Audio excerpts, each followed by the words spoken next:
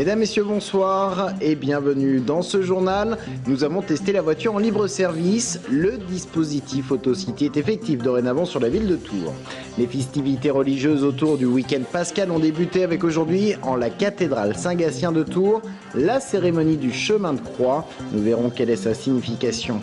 Et puis la comédie musicale à succès Cabaret fait étape à Tours. Ce spectacle qui retrace la vie dans le Berlin des années 30 a déjà rassemblé plusieurs centaines de milliers de personnes.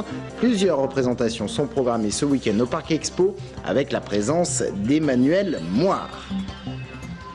Nous vous en avons déjà bien parlé cette semaine, restait plus qu'à le tester. Le dispositif Autocity est entré en fonction aujourd'hui sur l'agglomération Tourangelle. 12 voitures en libre service sont d'ores et déjà disponibles. Alors comment cela marche? Est-ce bien utile? On voit cela avec Anne Burlot. Avec ses 50 000 km à son actif, Clémentine va tester pour nous une voiture du service Autocity. Première étape indispensable, la préinscription en ligne. L'inscription définitive, ça se passe ici, à la maison du tram, avec le responsable de l'agence. On a 6 stations qui sont Cathédrale, Vieux-Tours, Les Halles. Lors de ce rendez-vous, tout est expliqué dans les moindres détails. Les différentes formules d'abonnement, les réservations par internet ou par téléphone et bien sûr les tarifs. On facture par rapport à la durée d'utilisation, donc à l'heure, plus par rapport à la distance parcourue. Sa carte à puce en poche, Clémentine peut embarquer à bord de sa nouvelle voiture de location. Encore quelques réglages informatiques à effectuer et c'est bon. Elle peut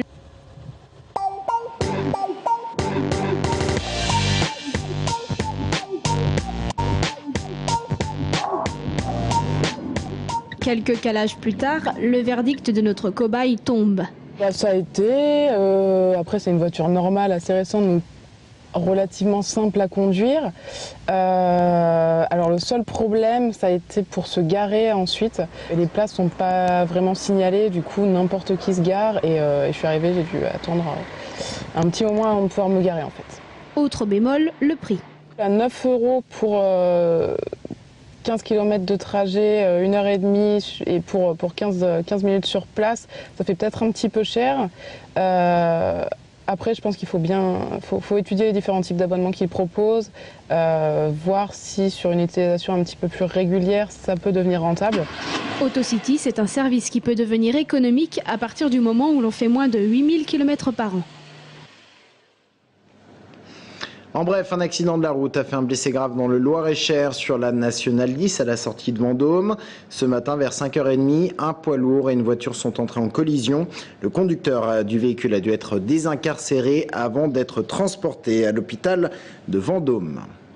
La campagne de lutte contre le bruit dans le Vieux-Tours et ce bilan de l'année 2011 présenté aujourd'hui en présence des représentants de la mairie et de l'association notamment des riverains du Vieux-Tours. Alors en 2011, 25 bars se sont vus infliger une fermeture administrative temporaire et 5 autres bars se sont vus interdire la diffusion de musique amplifiée. 3 sources de nuisances selon les riverains, les terrasses, les musiques des bars et les déambulations, des nuisances difficilement contrôlables selon la mairie. Il n'y a pas d'un côté les bons, les mauvais, non. Je crois que ça ne se découpe pas comme ça. Il y a 2 entités, en quelque sorte, une entité économique, une autre entité, qui sont les habitants de ce quartier. Il faut trouver ensemble, je dirais, le compromis qui permet de vivre ensemble. Je crois qu'il n'y a pas d'autre solution dans ce domaine. Une nouvelle réaction politique après la conférence de presse d'union de la droite et du centre-droit Tours-Centre en vue des législatives. Conférence de presse de mercredi en compagnie de Guillaume Pelletier, Maurice Leroy et Sophie Oconi. Sophie Oconi est députée européen qui prendra la tête du comité de soutien de Guillaume Pelletier. C'est le mariage de la carpe et du lapin pour Xavier Datteux, engagé dans cette élection. L'ancien Nouveau Centre, parti sans étiquette, va même plus loin. Il compare Guillaume Pelletier à un V2. Alors les V2 furent les missiles développés par l'Allemagne nazie pendant la Seconde Guerre mondiale. Un V2 donc à qui on a rajouté une caution centriste qui ne trompera pas les Tourangeaux, estime Xavier Datteux.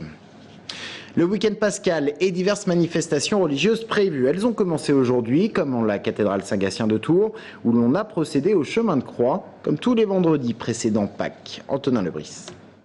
C'est une tradition de la religion chrétienne. Chaque année lors du vendredi saint, le vendredi précédent Pâques, on célèbre le chemin de croix.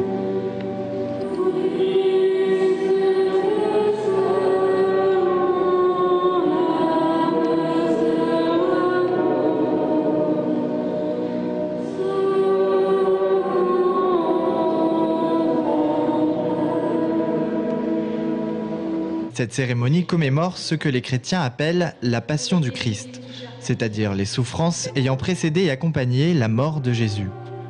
Pour le père Jacques Legout, ces traditions vont au-delà du symbole et trouvent un écho dans notre société. On est confronté à un monde qui est marqué par la violence et par les injustices. Donc cette fête prend aussi tout son sens dans ce rapport au monde d'aujourd'hui. On constate un intérêt renouvelé dans la mesure même où pour beaucoup la vie aujourd'hui est en perte de sens et on sent chez beaucoup une recherche et une quête. Dans la cathédrale Saint-Gatien, les fidèles se sont arrêtés successivement devant 14 icônes, des icônes représentant les 14 étapes de la Passion du Christ, l'occasion de lecture et de temps de prière qui marque le début du week-end pascal. La librairie Bédélire à Tours accueille demain, samedi, en dédicace l'auteur de bande dessinée Sylvain Guinebeau. L'auteur, ou plutôt le dessinateur de bande dessinée, il est tourangeau. Son atelier est à Ligueuil, dans le sud de l'Indre-et-Loire, et il vient de sortir son nouvel ouvrage intitulé 7 dragons. Sylvain Guinebeau continue sa série intitulée 7, son portrait, signé Isolde Berger. Sylvain Guinebeau a posé ses planches dans un petit village tranquille de la Touraine du Sud. Si tranquille que dans son antre de dessinateur, il se sent parfois un peu seul. J'ai un métier solitaire, je reste enfermé dans mon atelier à longueur de temps. Pétri de Tolkien et de Marvel, fan inconditionnel de Hellboy, son univers fantastique séduit les scénaristes et le public est aux anges. Avec la série 7, dont la première saison s'est écoulée à 200 000 exemplaires, Sylvain nous emmène cette fois au cœur de la légende des dragons, avec à l'écriture le scénariste Nicolas Mitric.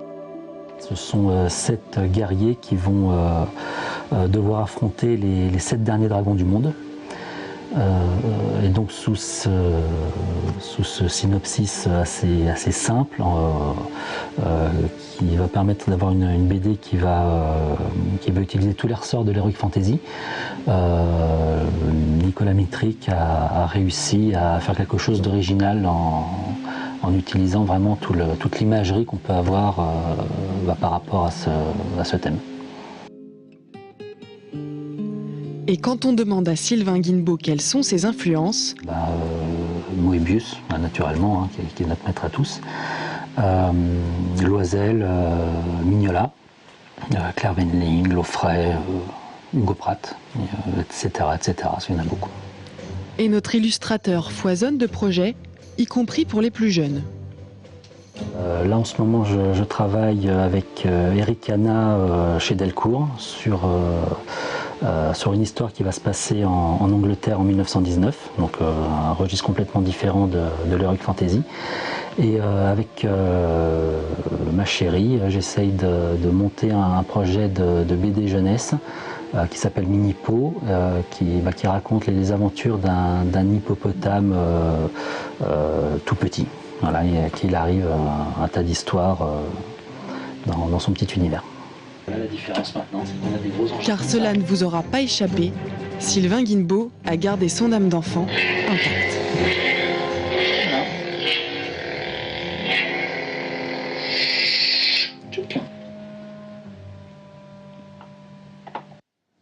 Dans un instant, l'interview d'Emmanuel Moire, mais avant les événements sportifs de votre week-end. Et d'abord le Tour FC qui est en déplacement en Avignon pour rencontrer l'équipe d'Arles-Avignon. Match comptant pour la 31e journée de Ligue 2 et qui sera diffusé sur notre antenne mardi soir à 21h. De son côté, le Tour Volleyball continue de jouer les playoffs et cette fois-ci, un match à Tours. C'est demain soir à 20h à la salle Grenon. Match retour contre Paris. Les volleyeurs tourangeaux l'avaient largement remporté à l'aller 3-7-0. Si bien que samedi soir, si le TVB perd, un nouveau match est programmé le dimanche à 17h pour jouer entre guillemets la belle, ou plutôt pour jouer la qualification pour la suite. Et puis du hockey avec les Remparts de Tours qui jouent samedi soir également leur montée en Division 1. Il s'agit là de la demi-finale des playoffs de Division 2 contre Amnéville, match retour également. La rencontre à l'aller s'était soldée par un match nul. La victoire est donc impérative. Jérôme Alain. En faisant match nul il y a une semaine sur la patinoire d'Amnéville, les Remparts de Tours conservent toutes leurs chances d'accéder à la finale des playoffs de 2e division, synonyme de montée à l'étage supérieur. À 60 minutes du dénouement et à un peu plus de 24 heures du match à ne pas rater. Ce vendredi, sur la glace de la patinoire municipale, les hockeyeurs tourangeaux peaufinent les derniers réglages. C'est un entraînement, un petit peu de décrassage pour les joueurs juste avant demain, le gros match de demain soir sur la glace. Mais on travaille surtout pour les gardiens de but. Et si à l'aller, les deux équipes s'étaient quittées sur un nul 5-5, tout reste à faire ce samedi. Une chose est sûre, il ne faudra pas gamberger, mais les Remparts ont prouvé cette année qu'ils avaient tous les atouts pour évoluer en première division. Sur la saison régulière, les hockeyeurs tourangeaux n'ont perdu qu'à 2 reprises, alors aujourd'hui, l'espoir est permis. Oui, en grosse envie, on est très motivés, on va jusqu'à bout. Hein. On espère gagner et faire la finale, quoi. Monter dans des 1. Il faut absolument garder la tête froide, rester discipliné, parce qu'on a vu que si on leur donne, si on va en prison trop souvent, ben c'est là qu'eux ils en ont profité. Donc une grosse discipline au niveau du collectif et puis une discipline aussi dans notre système de jeu qu'on a établi. À l'aller, un joueur adverse avait largement pesé sur le match. L'Amnévillois Bradek avait inscrit 3 buts et délivré une passe décisive. L'issue du match se situe peut-être ici, sur la capacité à contrôler le scoreur Bradek. En tout cas, les Remparts pourront compter sur leur public. On attend près d'1 millier de spectateurs samedi soir sur les coups de 20h30. Et c'est donc à la patinoire de Tours. On termine ce journal avec la comédie musicale Cabaret qui fait étape à Tours ce week-end. C'est au Parc Expo. Cette comédie musicale qui traite de la vie du Berlin dans les années 30 a eu un succès phénoménal à Paris pendant 6 ans. Pas moins de 350 000 spectateurs. Et c'est pas fini. Elle arrive en province avec la présence remarquée d'Emmanuel Moire, Lucie Séconi et Émilie Leduc.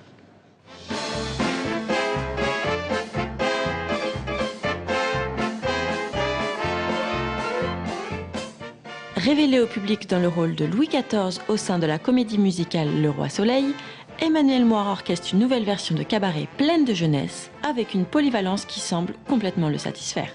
Que je danse, que je chante, que je joue, que je sois simplement sur le plateau, je suis au service de ce qui est écrit en fait, du personnage, de la pièce, du propos. Et c'est très jouissif et je me sens très vivant sur le plateau comme jamais je l'ai été. Mettant son image de gentil garçon au placard, l'artiste endosse le rôle de maître de cérémonie qui invite non seulement à la liberté, mais également à la sensualité, la provocation ou encore l'insolence. C'est un personnage qui a une dualité permanente, c'est-à-dire qu'il est aussi bien trash que touchant, qu'il fait un peu flipper, qu'il est drôle, qu'il est sarcastique parfois, qu'il est un peu gamin, qu'il est fou, qu'il est pulsionnel, animal. Enfin, il y a plein de facettes tellement... c'est tellement rare d'avoir toutes ces facettes dans un personnage à jouer tous les soirs que j'en profite. Autre possibilité offerte par ce rôle, et non des moindres, Emmanuel Moire joue avec un partenaire plutôt unique. Mon vrai partenaire de scène, c'est les gens, c'est le public en fait. Donc il y a une interaction avec les gens et c'est très rare d'être au théâtre et de jouer une pièce tout en ayant la possibilité et la liberté d'être en interaction permanente avec les gens. Vous l'aurez compris, la troupe de Cabaret s'installe au Parc des Expositions du 6 au 9 avril et vous ouvre les portes du célèbre Kit Kat Club. À consommer sans modération.